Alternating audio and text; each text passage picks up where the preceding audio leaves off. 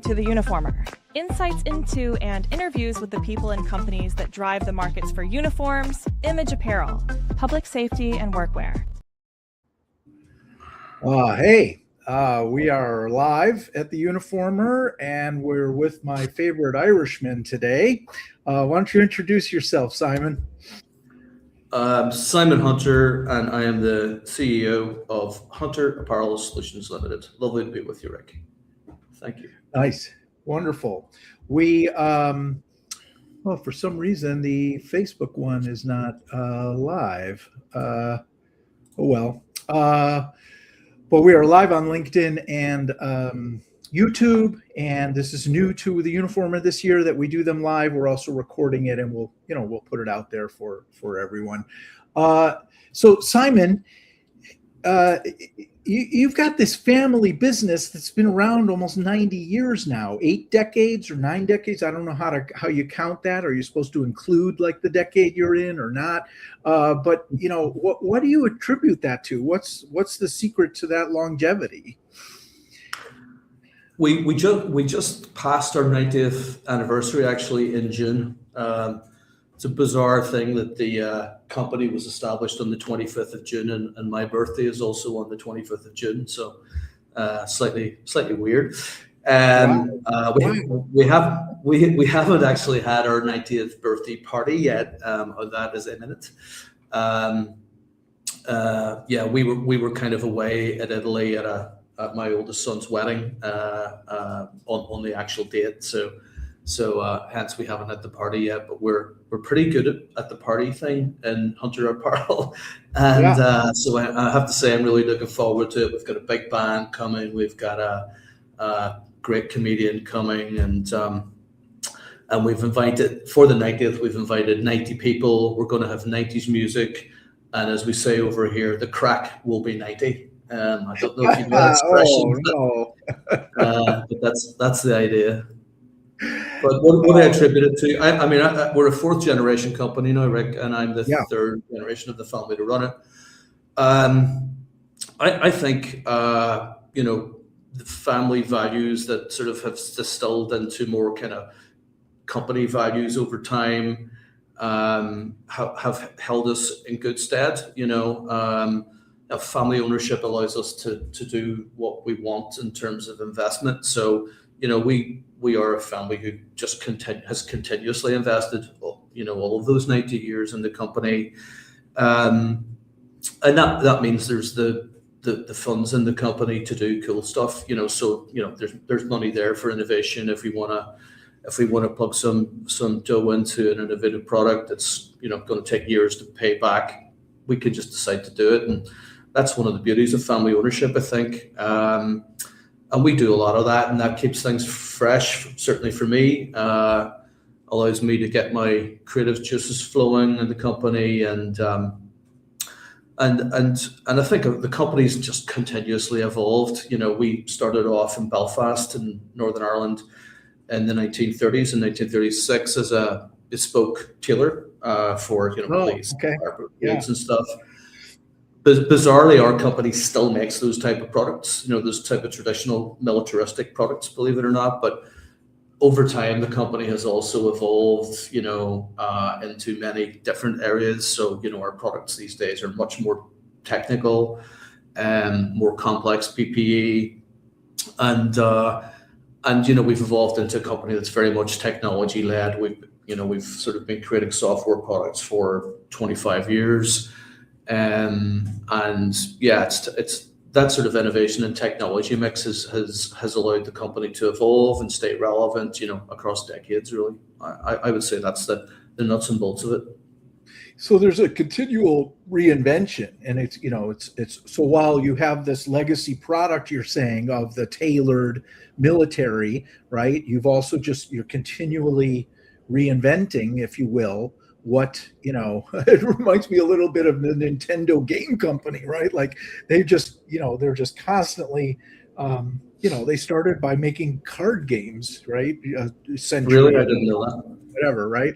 But so, and one of the ones I know, you came to the NAUMD convention this year, and one of the products that you're talking about that I assume fits into that, hey, we had some money to invest in this innovation, is the FLEXGUARD product, which is armor. Do you call it armor? How do you talk about the product?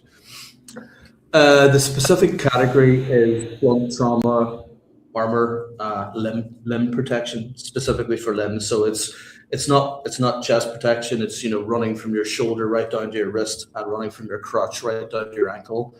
And it's for riots, public order, public disorder, whatever you want to call it. Right. And I guess what's really interesting for me is, you know, I was born in Northern Ireland, so we had 30 years of the Troubles, as they're known here. Lots of terrorism, civil unrest, riots, and so the police force here were the first police force in the world to wear public order armor.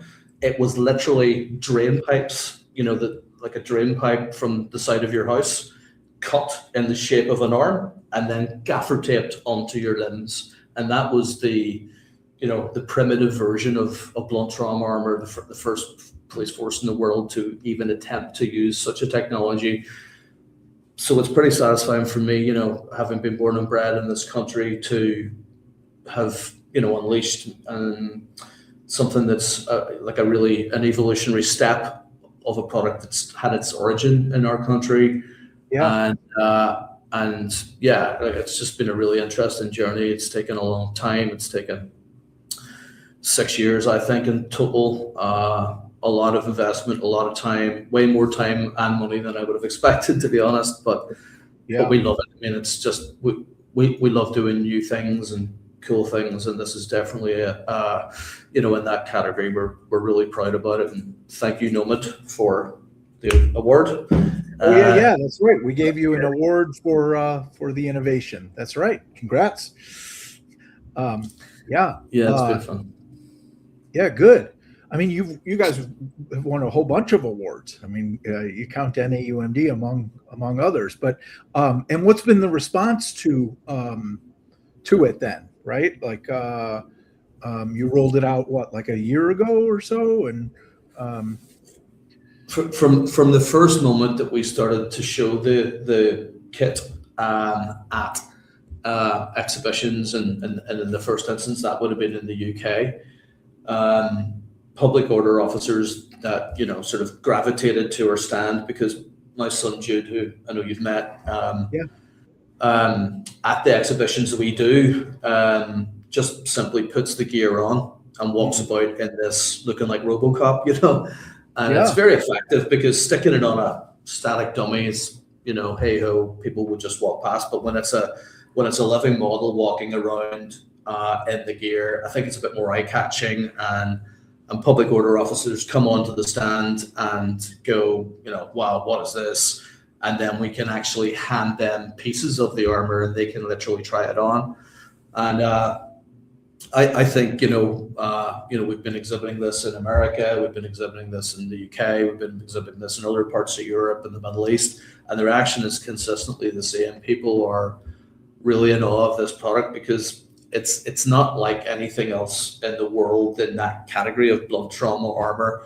It's lighter, it's much more comfortable. It's the first system in the world to be fully hinged, so it's hinged on the elbow, it's hinged on the knee. So the experience of wearing that, for someone who's used to wearing typical blunt trauma armor, it's a world apart, and they notice straight away. And, you know, it's like a kid opening up a present at Christmas, like their faces light up. You can see it. They're shocked in a positive way. Wow. Yeah, I love that. And it's interesting, because you're saying it's modular, really, so you could pick and choose, you know, the pieces. I didn't think about that aspect of it. And yes, Jude looks great when he puts it on, and right, I think you've relayed his childhood love of the Power Rangers, so maybe he is just living out maybe he's living out that fantasy of being a Power Ranger. Power Ranger, yeah, you know that story. I'll maybe be a bit cheeky and post a video of him at his wedding dancing about the Power Rangers outfit that I've got on my phone. for a bit of fun. He clearly likes dressing up, even if he doesn't admit it. Very good. Well, we all do, right? So, but speaking of the kind of the modularity, it's like,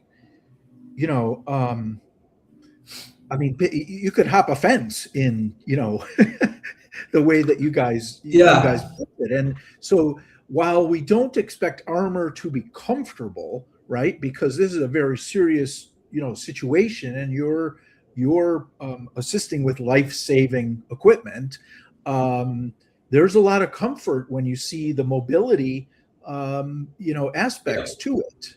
So.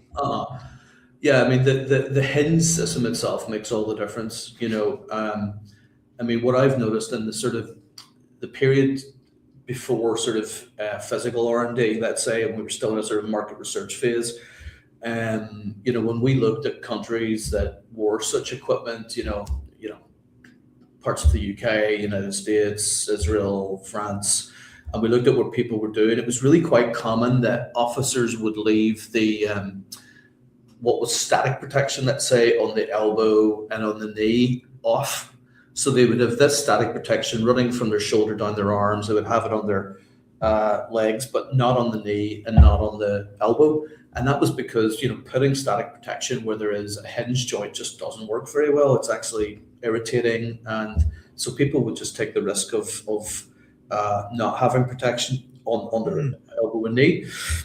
And not wear it, and of course, they don't feel that way anymore once they've got something that's completely mobile that not only moves and creates more comfort, but also protects them better when they're doing it. So, the nature of the design is if you do an extreme movement, and you're bringing your elbow right across in quite an aggressive angle, the protection just will come with you. Same thing with the knees. You can really go into battle in a way that officers need to when they're called into such situations. Wow. So that's a lot of testing. I can understand why 6 years was necessary, really, to get that right.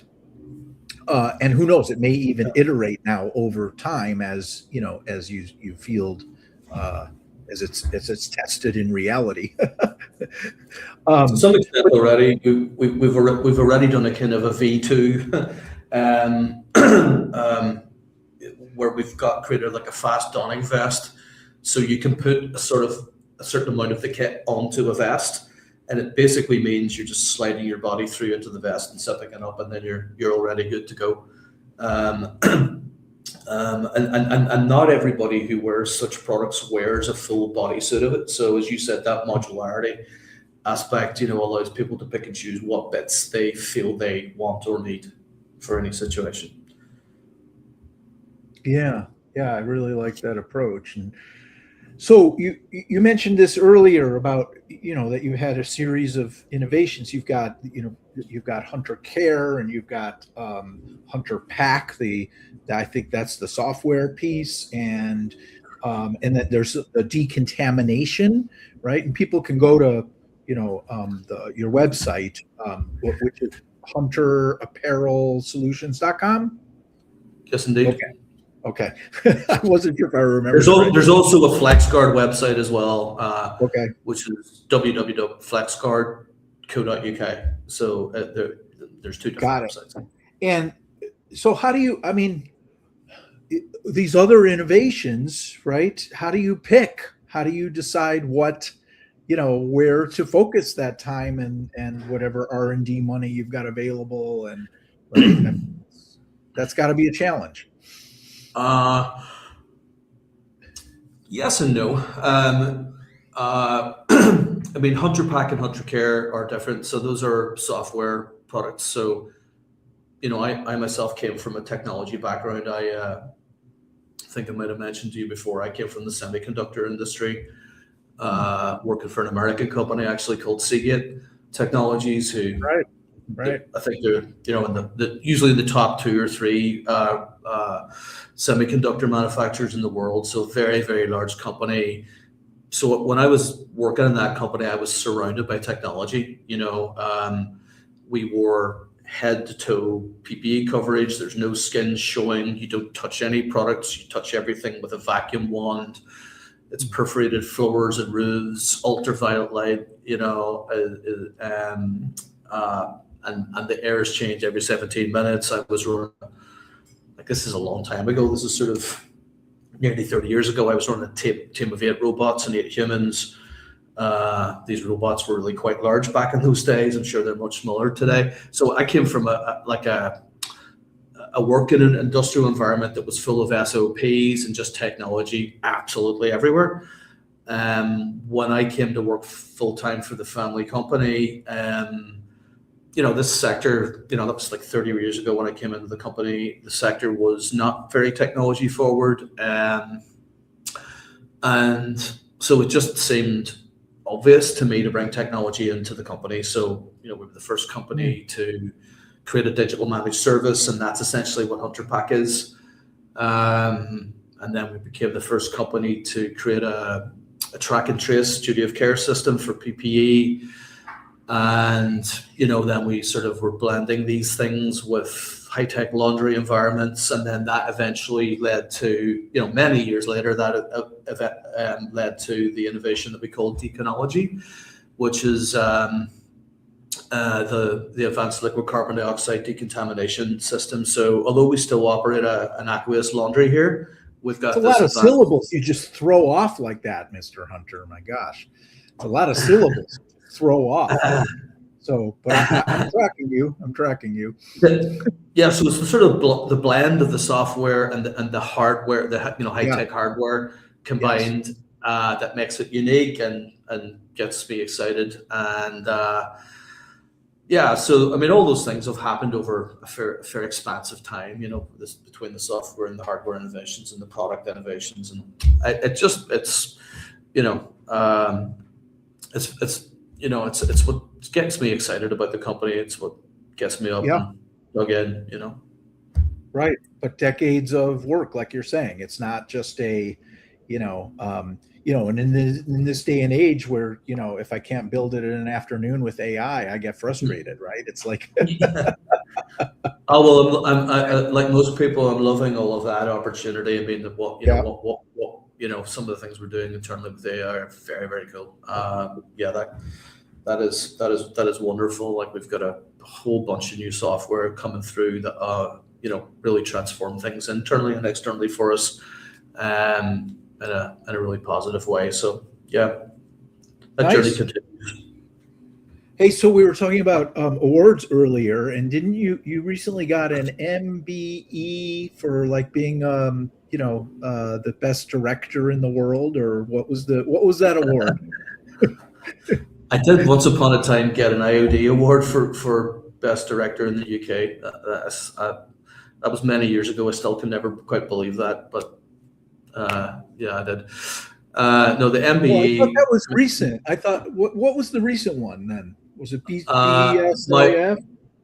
My most recent personal award, we got a what's called a royal warrant from King Charles. So that was for services to the royal household, essentially. So we supply fire brigades at all the royal palaces around the UK, and there are certain criteria that if you meet, you can be eligible, and it's an award that's very focused on sort of sustainability and ethical aspects and so forth. And I've actually, tomorrow, the sort of award, the emblem itself will go up on a wall somewhere in the building here. It's absolutely huge thing, very ornate thing, kind of amazing looking thing.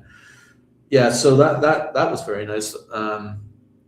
That was an award that I got. You get that award personally rather than the company. But the cool things that we won recently as a company were again for Deconology and for FLEXGUARD. So we actually we've won a bunch of awards for the decontamination technology and a bunch of awards from different sources for FLEXGUARD. So that's been the most of it.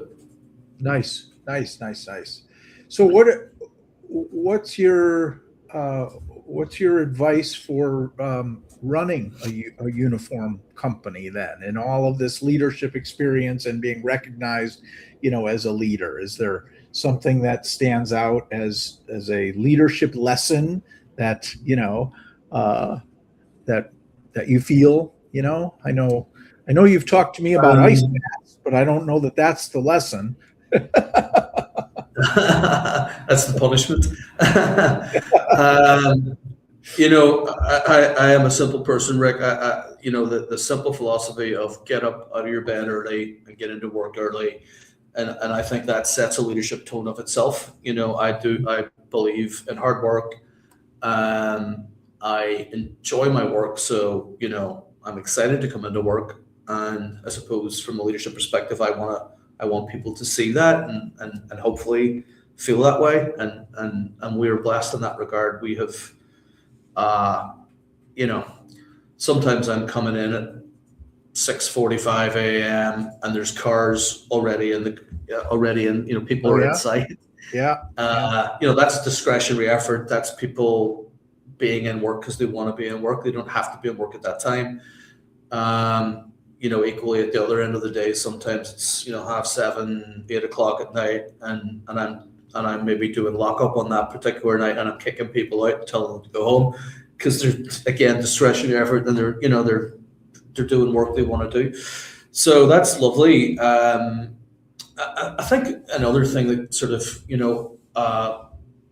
it was said to me a long time ago: walk a mile in the other man's moccasins. So just if you know that, I don't know if you have that expression in America, but it's just trying to sort of understand whatever the other person's position is, and I think that's one of the things in human communication that people were bad at it, terrible at it. I've definitely been on a learning curve on it over the course of my life, and hopefully got a bit better at it. But just whenever people don't agree or people can't see eye to eye, just try and understand where they're coming from and so forth. I think that's one of those things, maybe if you're lucky, you get a bit of that at least as you get older, and it's about time I got a bit of it after 30 years, right? So, yeah. Well, I think that's a highly relevant one in a very polarized geopolitical and nation state, world we live in. Like so many nation states right now are just feeling torn between whatever extreme parties they happen to have, in their world. Of course, that's no stranger to Ireland, right? That's been a part of Ireland's heritage. But, the United States here in North America, we're really experiencing that in ways that, in my lifetime, I don't remember seeing it that polarized. You could go back to maybe the 1960s or, something just post World War II where maybe, or race was dividing everything. But now it's just these political ideologies, and we just see it as character flaws instead of a discussion, instead of, right? Yeah. I mean, look, it's, in my own lifetime, Northern Ireland's probably gone in the opposite direction from what you're saying. We've had, for the majority of my life, this unbelievable dividedness, people that from day dot are educated separately. They go to different churches, they play different sports, they have different cultural leanings, and all of that coming from religious division. So, for most of my life, it's all I ever knew. So actually Northern Ireland in that respect's in a pretty decent place. Albeit we just did have a bunch of riots there recently, last month, that I think were global news. Things sort of got stirred up a little bit, but in general, Northern Ireland's in a much, much better place than it has been for most of my life. UK is going through I think the UK is in such a similar place in many respects to America. There's a great political divide. People are not really willing to listen to each other. People shouting over the top of each other. Both sides of the political divide are equally guilty of it. That's pretty self-evident, let's say. It's presented quite a challenge to, international companies such as Hunter, who want to assist clients in multiple, places, and it just furthers the challenge for you, I imagine. Maybe so. Not sure I necessarily see it or feel it too much. I see. Okay. But I'd say probably it's a pretty good choice of product to be selling, right, in a world that's full of kind of disruption. Well, public safety, yes, public safety. It's like that's not, that's a steady, right? We got to have it. Lives depend on it, quite literally. So, yeah, right. But yeah, I'm glad to say our particular part of the United Kingdom is kind of in better shape than it has been. Not perfect, we always call it the imperfect piece here. Right. All right. So on that note, final thought: what do you predict for the future for Hunter Apparel, or for the nation states, if you want to stay political? But maybe we should talk about Hunter Apparel. I think some of the things that are to some extent buzzwords in the sector will continue. I think one of the obvious things is AI sizing, right? That's a technology that wasn't around a relatively short period of time. We started using it in 2019, invested in an AI company and work with them to help that product develop in our sectors. The idea, of what we all did was, once upon a time we went into a retail store if you wanted to buy some clothes, and we tried them on, and we had no idea who had tried them on before us, and maybe they had a disease or maybe they weren't awfully clean, and we still put it on anyway. It's really a bit kind of weird to me now, like it's that's what people did, so I have no doubt that AI sizing is the way forward. Definitely challenges with deploying that and so forth, but we're not far from a future where nobody will even think of doing anything other than AI sizing. I'd say that's a guaranteed thing. I think in the complex PPE end of things, fire PPE, we've obviously invested in liquid carbon dioxide decontamination because, put simply, we believe that the future is waterless. The idea of washing complex PPE that contains waterproof breathable membranes with water is silly. It could never have worked, and yet there's still plenty of people advocating for it, and it's just bizarre. And so people will eventually stop completely trying to wash a waterproof membrane with water. That sounds sensible to me. And therefore, liquid carbon dioxide will become more accessible and proliferate. I would forecast that. I think that sort of linked to that also, that this whole sustainability piece of trying to do more with less. The world's generally, most countries are in a bit of a tricky spot economically, so trying to have PPE that is better quality and can last longer is possible again with liquid carbon dioxide, because there's so many complex PPE items that are sold as 20 wash items, 25 wash items, 30 wash items, 40 wash items, 50 wash items. Okay, well, what if you don't wash it? What if you clean it and decontaminate it with LCO2? And the parameters that once upon a time dictated its life are now irrelevant. Well, that means how long is the life of that PPE? It's all it's infinitely extendable, comparatively speaking. So I would say more of that. Those are probably some of the more obvious ones to me in the world that I'm living in. Of course, we want FLEXGUARD to dominate the world's blood trauma armor. I'm very, very, very much optimistically hoping for that. We predict every agency across the planet having FLEXGUARD their go-to in the trunk of their vehicles to. And I suppose just the bit of our sector that we focus on is the more complex bit, the bit with more risk.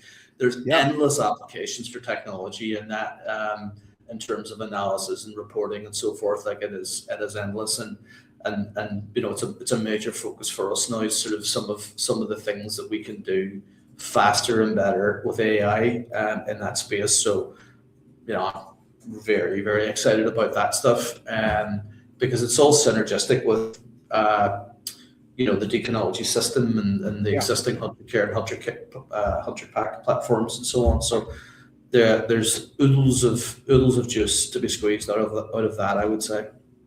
Nice. Maybe one more. Sorry, I was going to say maybe one more, and this is very much an American thing. Okay. All right. PFAS is such a big issue in America, particularly in the fire sector, and America has sort of gone down this route mostly because of litigation of removing PFAS from fire kit.